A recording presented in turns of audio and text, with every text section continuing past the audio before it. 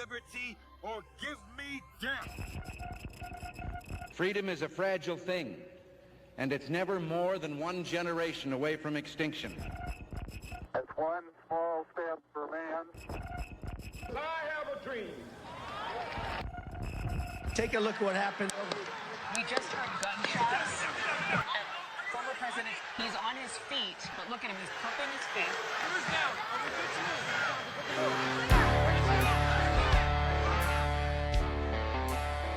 The Patriot Connection, on the air, the voice of liberty.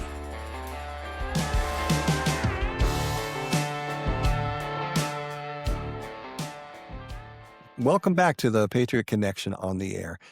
I'm your host, Gene Hammonds, of course, and today we're talking with Cody Reim. Cody, how are you today? I'm doing really well, Gene. How about yourself? Good, good.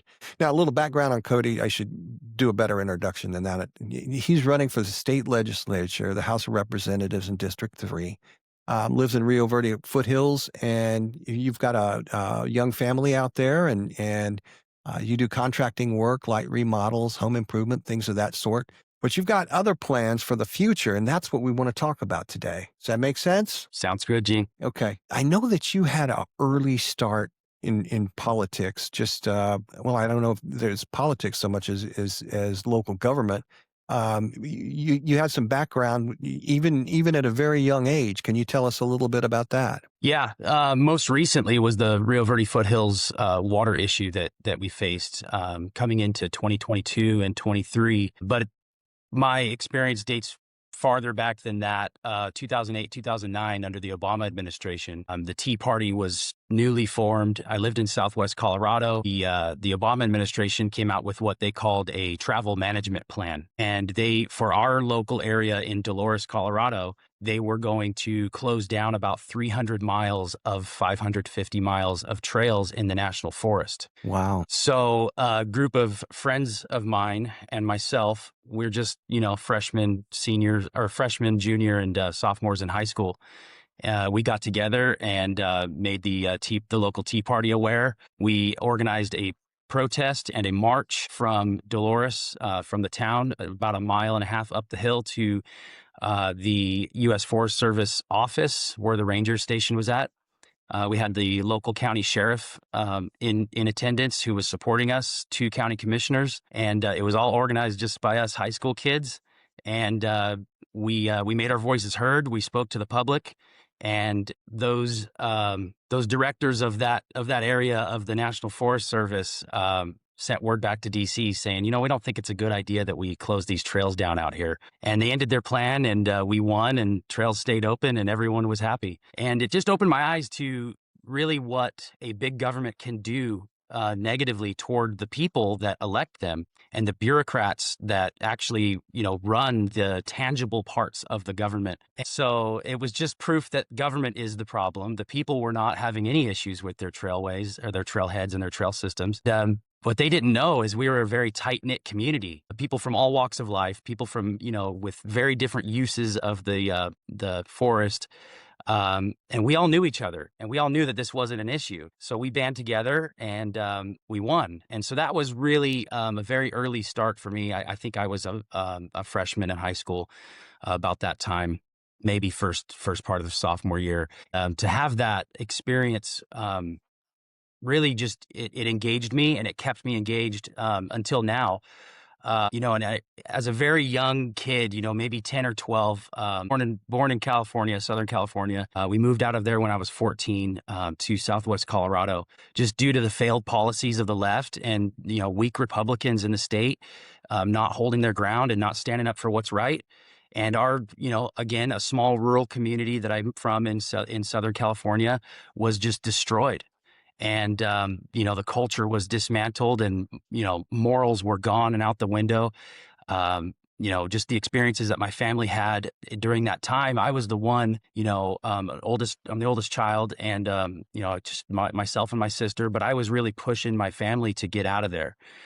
Because even at that young age, 10, 12 years old, I saw what was happening. I knew it wasn't right, but I didn't know how to fight it, at that age. Right.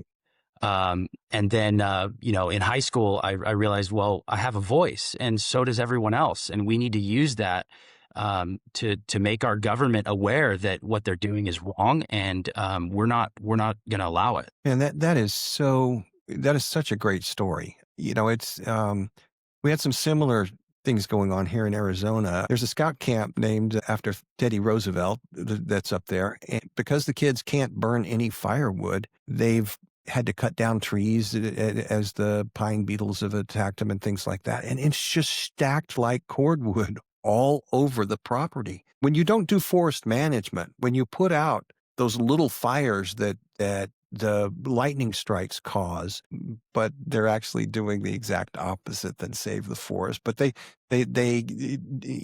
don't allow logging, don't allow campfires, and the forest management is just a huge problem. We didn't spring into action like you did, so I give you a lot of kudos for being able to do that and have some good effect with it there. Well, not only the wildfire aspect of overgrowth in the forest, but one ponderosa pine can take up to 500 gallons from the aquifer every day. So the more we thin the forest, it makes the forest healthier. It helps the aquifer, whatever aquifer they're on, most prominently the Coconino Aquifer, which feeds the Verde River from Paulden. It helps those aquifers stay replenished because we have healthier forests, we have less dense trees, and they're not drawing from that precious resource. And that's why we need folks like you that know about these issues and can be a voice. And I can understand people wanting to save woodlands and everything like that. One of the biggest problem I think that we face in Arizona right now is voter integrity. And I know that we've made some strides. Justin Heap getting in as county recorder and stuff, I thought was a big step. And I really stand behind a lot of the things that he's trying to do or says he's trying to do. I think that's really important.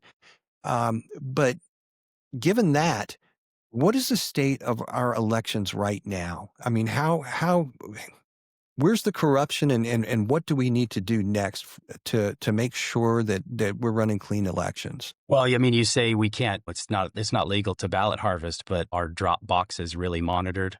Someone could very easily drop off 40 or 50 ballots in a ballot drop box. There's a video camera of the drop box, but there's no one there standing there saying, hey, are those your family members that you're dropping off for? Or did you just harvest those ballots? So, Arizona likes mail-in ballots. I think mail-in ballots can be secure. I'd let the people decide on that, whether they want to keep mail-in ballots or end that system. I don't think that's up to the government or the legislators to decide.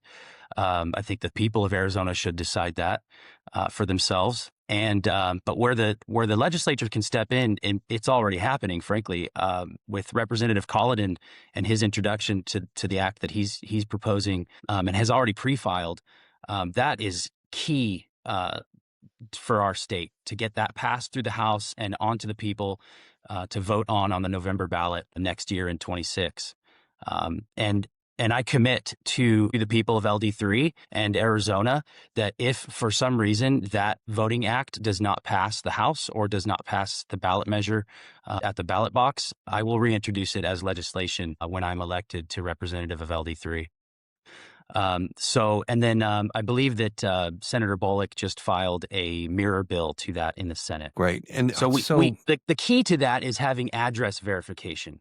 The Prop 409 election that just happened narrowly passed, under 30% voter turnout. I think it was 22 or 23% voter turnout, narrowly passed by 1 or 2 percentage points. The 409 ballot, I received someone else's ballot that doesn't live at my house. So, wow. I mean, how does that happen?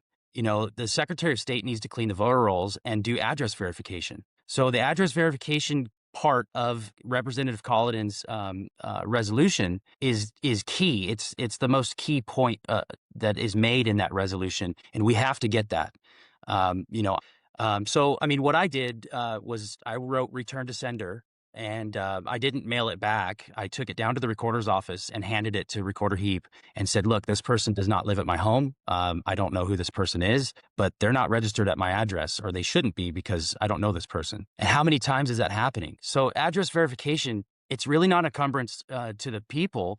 You know, the county or the Secretary of State would verify the address prior to the election. Do you still live at this current address that you're registered to? Yes, I do. You check a box, whether electronically or in the mail. They know, and they send the ballots to whoever's registered at that address. If you're going to turn in your ballots on election day, which this resolution, it ends at the Friday before election day of turning in early ballots. But if you're going to, you can't mail in those mail-in ballots on election day anyway, or the day before election day anyway. The cutoff for mailing them in is before that. So you have to drive to a polling center, you know, regardless. So you can use your ballot as a, you know, hey, I marked down these, you know, filled in these bubbles. I want to use it to make sure I can vote this way that I've already decided. And you go fill out a new ballot and you turn it in, and it's tabulated at the precinct on the machines. So it's really not a hindrance to voting early or using your mail-in ballot to vote on election day. You're going to the polls anyway. So this resolution is key, and it will do a lot of what we need done in the state to secure our elections, repair the system. And really the main issue we're facing right now is voter confidence. I've been all over LD3 over the last few months. And the main issue that everyone feels is they feel like they're disenfranchised from the elections, and that they don't have a voice and their vote doesn't count. So people are starting to, you know, turn away from voting in every election. You know, they may vote in the general elections, maybe not so much in the midterms, but these small elections like 409, you know, if we would have had a bigger voter turnout, I don't think that it would have passed.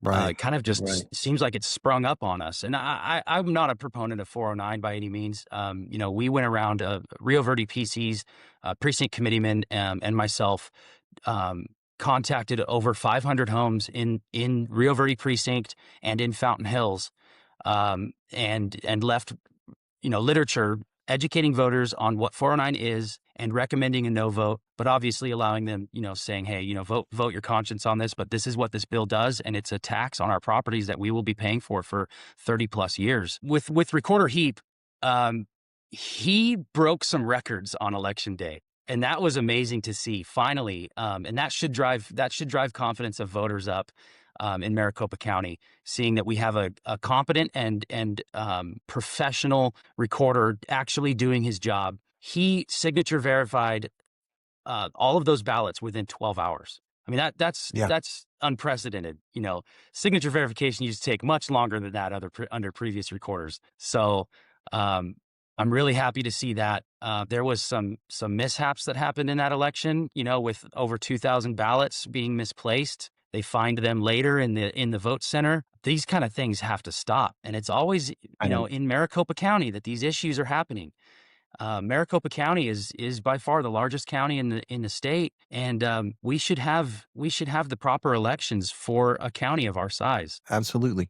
And Justin talked about that. Justin Heap talked about that at Patriot Connection, and we'll be talking to him a little bit later to get into more details. But great progress. However, he doesn't control the entire election cycle from end to end.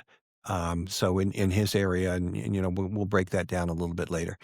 One of the things that was really a mess, when are we going to have a month of early voting again in 2026? Well, the primary season starts July 8th when ballots mail out and ends on August 4th.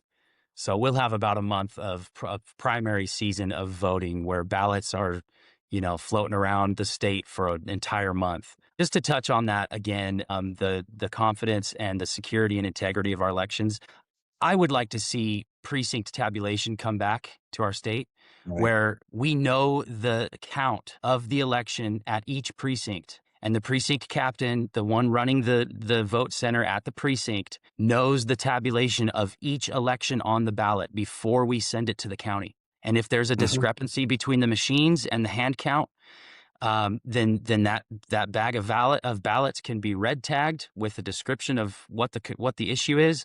And that way, you know, when the county then is required to post each precinct election result on their website, the precinct captain can say, hey, those are very different from the numbers that we sent you. What happened to the ballots that we sent you, and what did you find that we may have missed? And it just provides accountability at all levels Right now, we're sending a blank check to the county. We don't know our tabulation results at each precinct prior to sending them. So, really, that would be what I would like to add to our election system is just, more of a local control, local access to know the results of your precinct prior to sending them to the county vote centers for final Right, and that tabulation. makes sense. And there's in the 24 election, our strategy was to chase votes and to go out and meet all the Republican voters and then be able to look at early voting and see who had voted and then go encourage the people that hadn't voted to turn in their ballots. Exactly. Yeah. And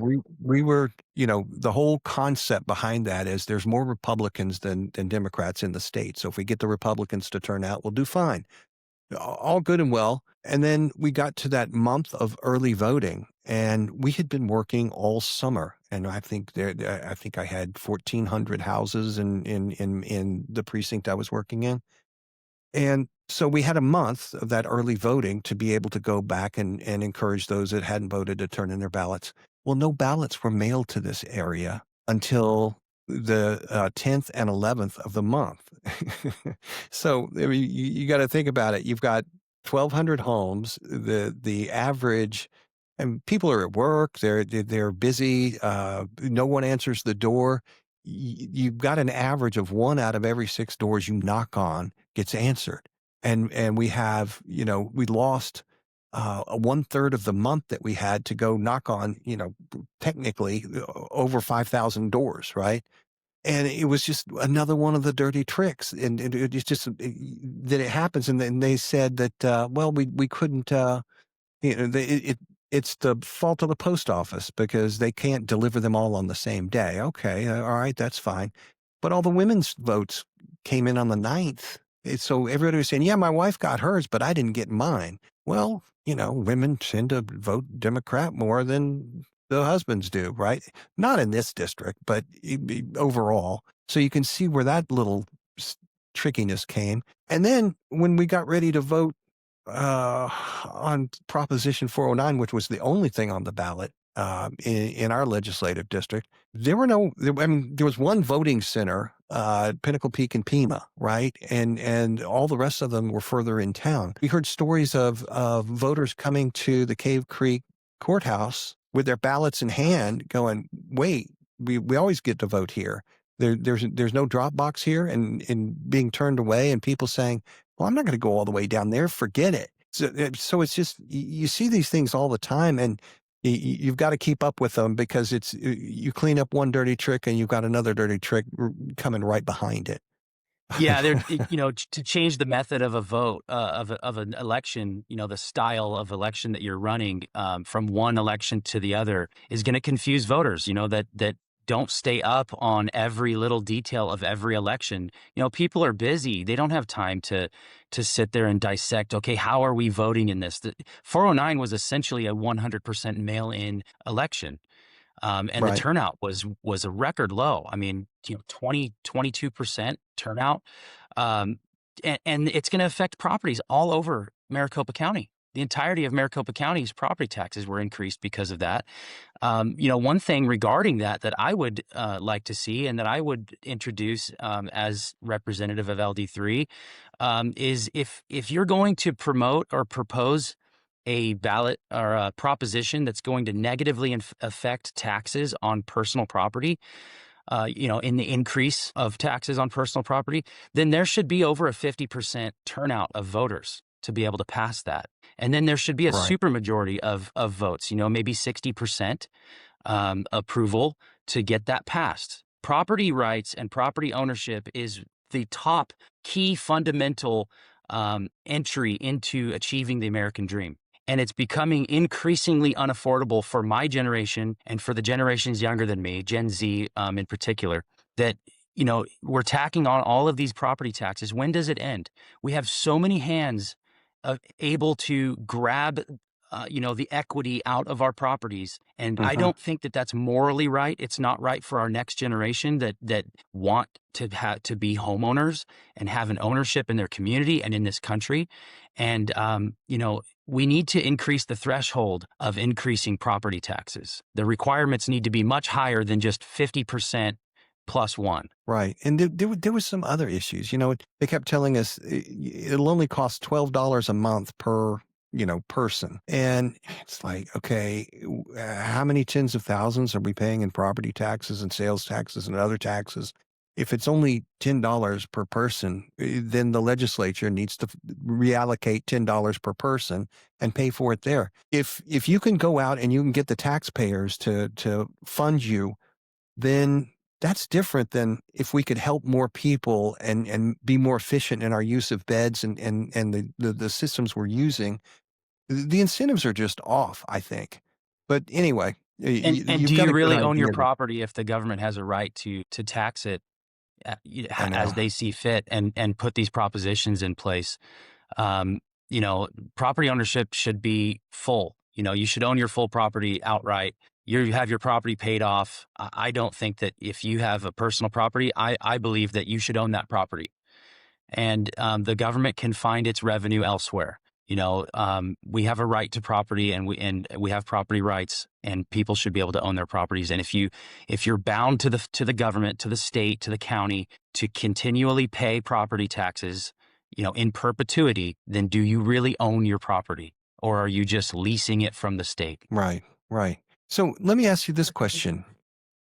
A lot of people make promises when they're running for office and things like that, and then they have the best intention going into it. How do you see, or and I'm sure you'll face pressures to go along to get along, in being elected and everything like that. But how do you see staying true to your values and what you believe as you get into elective office and be able to stand up to pressure from outside resources and people with other agendas? It's easy. I answer to God. He places the desires of my heart. He instills the moral character within me, and he leads and guides me. And secondly, I answer to the people of LD3 once elected their representative. So with that, it's easy. And I have a proven track record of keeping my promises with Rio Verde in particular. When we were facing that crisis, that it made global headlines, right? Scottsdale had announced they were going to cut us from water access from a standpipe in their city, just outside of where they're majorly developed at. And I thought, really, I looked at the issue and I thought, there's no way that the people in charge are going to allow 4,000 homes to be without water. This is insane. This can't happen. And then it did. We turned the tap on one day and nothing came out. And, people were driving to Apache Junction to get water. I mean, that's a long drive from Rio Verde. So it was actually really a multifaceted issue. There was a small group of people within the community that attempted to form an extra layer of government, a taxing district. It was called a domestic water improvement district. From the start, I opposed that because it was additional government, and I don't appreciate additional layers of government. And I know the people of District 3, and particularly Rio Verde foothills, don't want more government. So I opposed it from the start. There was a point in time where I thought, okay, well, this looks like it's our only option because there wasn't really anyone, stepping up with a big enough voice to come up with a better idea. So I went to a few of their meetings. I gathered as much information as I could on what they were proposing for our community. And I asked a simple question. All I said was, look, you want us to sign our properties over to your system that you're creating as leverage and as collateral to federal loans and grants that you seek to achieve, to gather. And you're going to put this infrastructure in and buy property in Harquahela Valley to drill for water and then pump that water through a pipeline into the Central Arizona Project Canal. Do I have that correct? And I was they answered yes. And I said, okay, well, how much is that going to cost? What's your over under, your estimate? And I've been in commercial construction for 13 years. I was a project manager and an estimator. You have to have a number on that, even going into it, just a rough estimate. They wouldn't answer the question. And I pressed again, and another gentleman pressed as well. And finally, the leader of the group said, "I'm not willing to disclose that information to the public at this time." That's when I dropped Wow. everything and walked out. I thought we were going to lose. I said, "This is unbelievable. I can't believe they're about to take over our community." And I pulled myself up by the bootstraps the next morning, and I said, "No, I'm not going to allow this to happen. They can't be the only answer. There has to be another way that doesn't involve additional government." So I went out across the community. I found another group of people that were the opposition to that. And I made a promise. I wasn't an elected official. I was just a citizen of the community, but people were coming to us, to this small group of people that were opposing this. And we realized that we had the massive majority of people that agreed with us and were on our side in opposing this additional government. And so a promise I publicly made was, we will find a solution that will be better than this, and we'll oppose this, and we will win. We cannot allow this to happen. So we had rallies and meetings with upwards of 300 or 400 people in attendance in a very small community, Gene. This, we're only a few thousand people. So it was a big deal that was happening. And the first win happened when the Board of Supervisors heard our issue and heard our side and said, "Yes, we agree. This would be detrimental to approve a taxing district in your community. You guys clearly don't want it, so we're going to deny the application." So that was the first win. We achieved the promise there that we wouldn't allow this to happen in our community. The second was working with the state legislature. We were down there 3 days a week, meeting with various representatives and state senators. And thankfully, Representative Colladin drafted a bill and introduced it that the governor ended up signing. And it provided temporary relief, which we are still under right now, that will expire on the 31st of December this year. All while doing that, all in the midst of that, we were also going to the Corporation Commission to try to get them to approve a long-term solution, a permanent solution for our community. And we achieved that as well without introducing or creating any more government.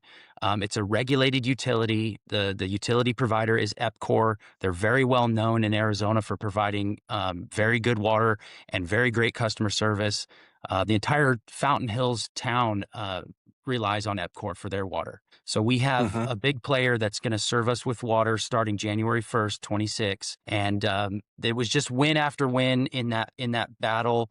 It was a two-year process. And I devoted every day of my life for the entirety of the 2 years to that battle, and we won. And so I will bring the same fight and the same work ethic and the same commitment to the entirety of LD3 when elected representative. That is great. That is great. I mean, you've been so involved in so many different things and water is so big here in Arizona. I mean, I can remember going out, Dynamite Boulevard and riding my mountain bike before any of that stuff was out there. And now it is all so built up and all the way into Rio Verde and everything like that.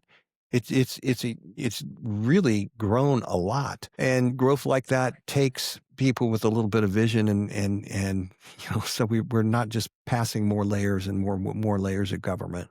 So I applaud you for that. Anything else that we want to talk about today? Well, with water, at the local level, the state is about to face a similar issue, statewide with the reduction of CAP, Central Arizona Project, water coming from the Colorado. We could face up to a 50% cut. Analysts are saying maybe 30%, but still 30% would be huge. Mountain Hills relies almost 100% on, Colorado River water. Where are they going to make that cut? If they get a 30% cut to their water resources. And all of this is preventable. We have a state to the left of us, both politically and geographically, that is consuming a massive amount of water resources off the Colorado that they don't particularly need. They have the infrastructure and the waterways, the canals to feed Southern California from Northern California off the San Joaquin and Sacramento rivers, but they choose not to. They choose to continue to dump 21 million acre feet of water every year into the San Francisco Bay Area. completely usable water for irrigation and drinking, all while taking 4 million acre feet of water from Colorado, from the Colorado River system. And this is impacting all of the basin states. Most impacted is Arizona, and that needs to stop. And thankfully, we have a federal administration that's aware of the issue, and they have, the Trump administration has the team to make the right moves and the right deals and the right decisions. And I believe that we'll see some big impact there, but it's going to take work from the state legislature, and the new governor that's elected in 26, to make sure that Arizona gets what it needs with water, and we don't have to worry about our future water resources anymore. That shouldn't be something that citizens in the United States of America, the greatest country ever to exist on this earth, should have to worry about, is water. But anyway, we were talking about the state of California, okay? They can't keep their own reservoirs full to fight the fires in LA. They're actually dismantling dams and depleting their waterways that they use for drinking water and irrigation. Did they take out about 6 dams or something like that? Around that number. I don't keep tabs on California. I try to stay away from there as much as possible. But they do hurt us in water and in power. We have a power with water. The power is another issue that goes hand in hand with water. I don't mean to go off track on water. It's a really important issue, but we have a power issue too here, an electricity issue.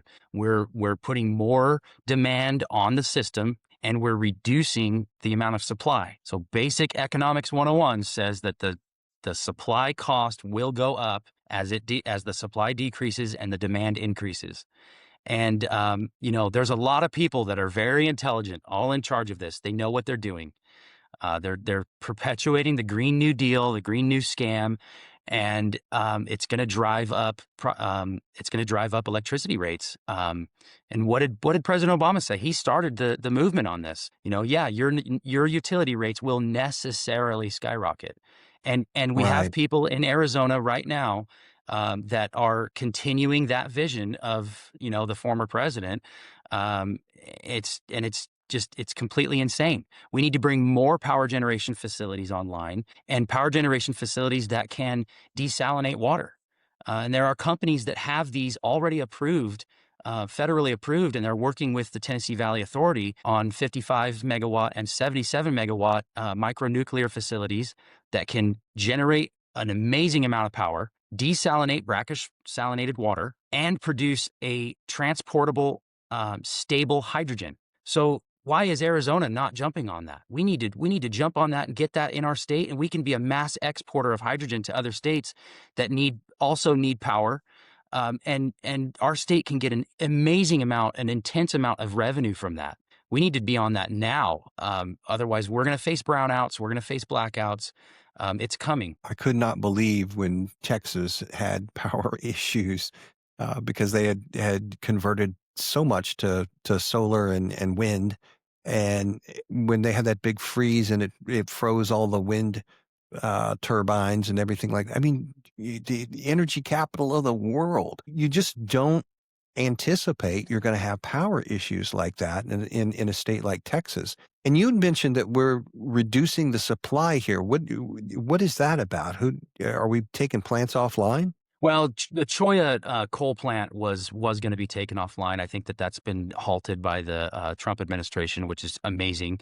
They also granted more access to natural gas instead of going to SRP. Instead of SRP creating new facilities and creating new generation facilities, utilizing that new resource of natural gas that we're going to get access to, they are converting coal plants to natural gas. So we're not increasing our supply. We have an increased supply of fuel, but we now won't have an increased supply of generation facilities, power generation facilities. So why spend the money and retrofit a coal plant to fire off on natural gas?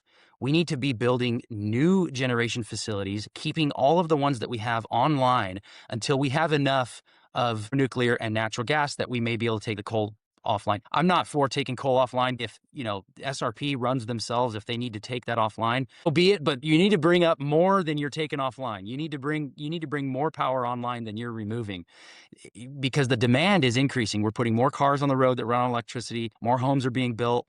More air conditioner units. and data centers are coming in using a ton of power. And they're not willing to create their own power, because in the state right now, they're not lawfully able to sell excess power back to the utilities. So that's a law that I will change when elected. Is, okay, data centers, you want to generate your own power. You think that you may become more efficient in 5 years than you are now, and you won't need the full amount of power that you have, built this generation facility to produce. So your excess you can sell back to the utilities. This will bring more power online. It'll bring good jobs, at the data centers, high-paying jobs. And won't negatively impact our electrical system in the state. Right now, it's not going that direction. Data centers are still moving here, and they're tying into the grid while we are reducing our supply to the grid. Right. We've got that new chip facility going out as well. I would assume that's going to take a good amount of energy as well. So, I mean, I've heard about this issue a couple of times, but just to kind of rehash for people that aren't familiar with it, these data centers can use those micro nuclear facilities, correct, on site to generate all the power that they need.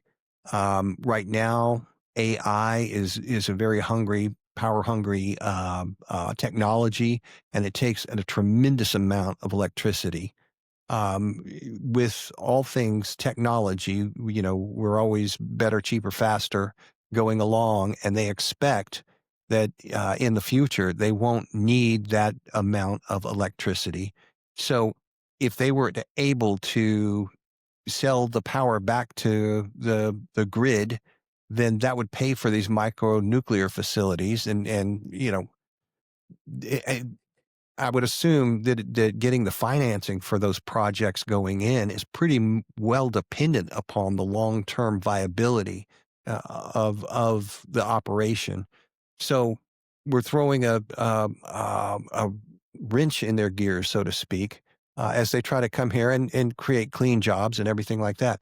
And I know the micronuclear thing. I know anytime you say nuclear, well, I think of Jimmy Carter, and he said nuclear. But anytime you say nuclear, people get a little bit hesitant towards it.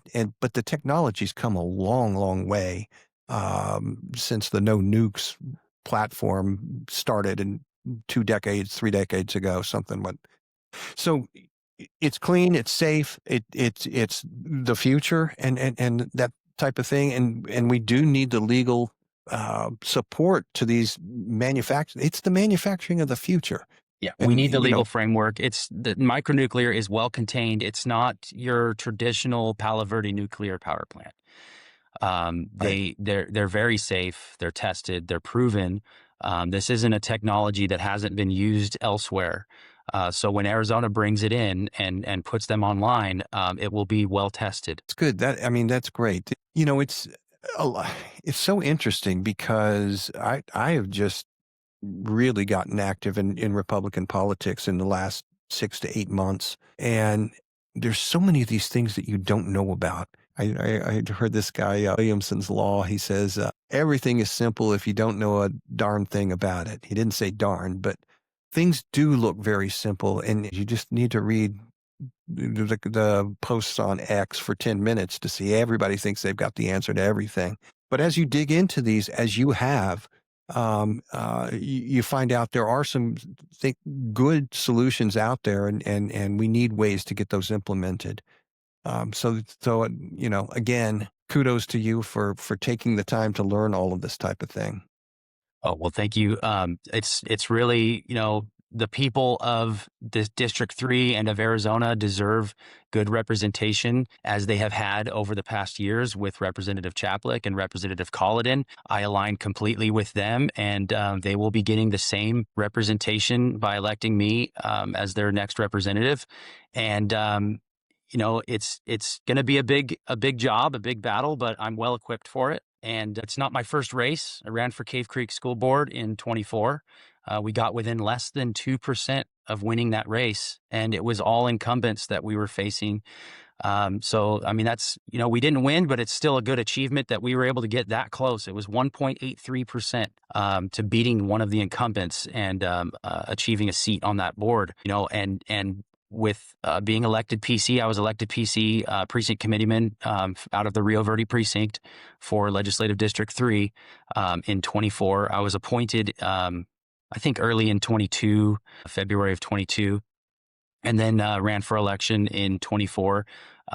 Just looked up the couple weeks ago, was looking back at the historic records of the vote, and it's really humbling. I received the second highest votes in Legislative District 3 for any PC. The only PC that beat me out was Mayor Friedel of Fountain Hills. So good job, Mayor. But and it just shows, not bragging or anything, but it just shows that, I'm connected to the people in this district and in my precinct. I know the issues. I speak with them every day. It's my job. My job takes me in people's homes every single day, multiple homes a day, and it always goes politics because everybody knows where I'm at with everything, and they have questions and they want to voice their concerns. Most of my customers know that I'm running for legislative office, and even prior to that, we would sit down at their kitchen table and have discussions, relating to politics and what was going on in the state. And I'm there doing a job for them, and we're talking politics. So I love my job right now, because I get to talk about it every day to just, the citizens of our district, and they're all saying the same thing. And they're worried about power. They're worried about water, our power and water future in this state, our elections, the immigration crisis that has happened over the last few years. Thankfully, the border is secure now, but we need to work on maintaining the security of the border. In the event that something at the federal level may change, Arizona needs to hold the right to defend our border and keep that secure. And the legislature can achieve that. And there's a myriad of issues that comes with that we're still dealing with, even though the border is secure. Home ownership has risen to the average age for a first-time home buyer, I think, is mid-30s or late 30s. I thankfully was able to purchase my first home in 2021 with my wife and 4 kids out here in Rio Verde. Had I waited a few months, I would have missed the boat, and I don't know where we'd be. But it was just, by the grace of God that we were able to jump in that market when we did. Yeah. But not everyone can say the same thing, and I want that for everyone, because it goes to how hard I fought for Rio Verde. It's because that's our community. That's where I've planted my roots, and I have ownership in the community, and that's where my home is at. So that was another fuel to that fight. And the more people that have ownership in their community, the more people that we have in the fight to preserve our communities. So home ownership is key to me. That's a major principle of my campaign and goals as legislator, representative to District 3. Well, Cody, I mean, that is a huge issue, and I think it's even huger than we even know. We're beginning to see that people are having hard times buying homes all across the country, and we're seeing declining birth rates throughout the West.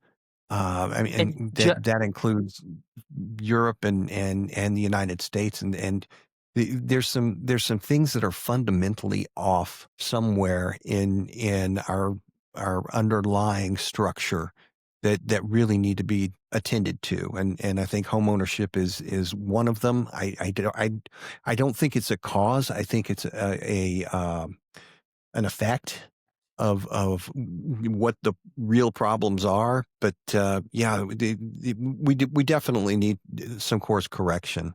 One of the issues facing home ownership, though, it does come from the unsecure border that we've had over the last many decades. Just in our community of Rio Verde foothills, I've, neighbors and myself have identified at least 7 homes just on 2 or 3 streets around us that are owned by individuals that are not legally in the United States. And so that needs to stop. They're pricing out, the younger generation that may want to purchase a home near their parents and maintain that family cohesiveness and be in the same or similar neighboring community as their parents and where they've lived for most of their lives. They shouldn't have to be forced to move 3 or 4 hours away to buy their first home. And that's just one issue. It may be a small issue, but morally, it's not right when we have people who are not citizens of this country or of this state purchasing property, who are not legal citizens. Let me correct that. Not legal citizens purchasing property out from underneath, legal citizens and the next upcoming generation that wants home ownership. They don't want to follow the World Economic Forum agenda of you'll own nothing and be happy. Sadly, we have a governor right now that is promoting that agenda, not openly in her words, but in her actions, putting a moratorium on single-family home building, build to sale. She's not putting a moratorium on build to rent. So, that should tell you a lot. So we have a supply issue with build to sell single family homes. And we wonder why the next generation is not able to afford, and even my generation, the millennials are not able to afford to enter home ownership. Oh yeah, I went through a divorce and got remarried and things like that, and didn't have the same house, and we got caught in the exact same thing. And we were looking at property that was 200,000 for an acre, and houses that probably needed a little improvement, but that's okay. And then you turned around a week later, and they were $500,000. And it's just like, no, I'm not. And that's another issue to that is very large corporations coming in and buying, vast amounts of property all at once, driving the property prices up artificially. You have BlackRock and others, working with Zillow, and that was a whole scheme right there.